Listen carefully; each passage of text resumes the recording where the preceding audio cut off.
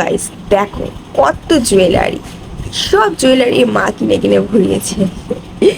এই কথাটা আমি যদি মাকে বলি না, মা এখনই খুঁজে নিয়ে চলে আসবে আমাকে মারতে, বলবে হ্যাঁ আমি কিনেছি না তুই কিনেছিস, এত এত জুয়েলারি ম্যাচিং ম্যাচিং কিনে কিনে ভরিয়েছিস, আর পরের বেলায় এটা খুঁজে পাস না ওটা খুঁজে পাস না, সব অগোছলো করে রাখিস। হ্যাঁ, আবার কিনতেও চলে যাস একটা নতুন ম্যাচিং ম্যাচিং। এটা আমি না, এটা প্রতিটা মেয়ে জাতি যে আমার ভিডিওটা দেখছে সেই মেয়েও এরকমই করে, তাই না? তুমি বলো, প্রতিটা মেয়েরই এরকম স্বভাব না যে সে জিনিস কিনবো, আবার একবার পড়া হয়ে গেলে তারপর ওটা কোথায় ফেলে রেখে দেবো, কোথায় অগোছালো করে রাখবো, তার কোনো ঠিক নেই। এবং জানি না সবাই কিনা, আমি তো এরকমই করে বেড়াই। যাই হোক, তো আজকে বসেছি সব কিছু গুছিয়ে রাখতে, কারণ আজকে আমি ঠিক করেছি সব গুছিয়ে গুছিয়ে গুছিয়ে গুছিয়ে রাখবো, যাতে মা যাতে আমাকে আর কোনো কথা না শোনায়।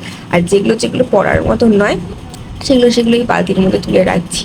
শেষে তো আমি আর পারছিলাম না বলে মাকে ডেকে নিয়ে এসেছি সব গোছানোর জন্য, দিয়ে আমি আর মা মিলে সব গুছিয়ে গুছিয়ে রেখেছি। কারণ মায়েরও তার মধ্যে কিছু কিছু জিনিস ছিল যে মা বলছিল যে আমি পড়বো, কারণ আমি তো পড়বো না বলেছিলাম। সো বাটির মধ্যে সব গুছিয়ে রেখেছি।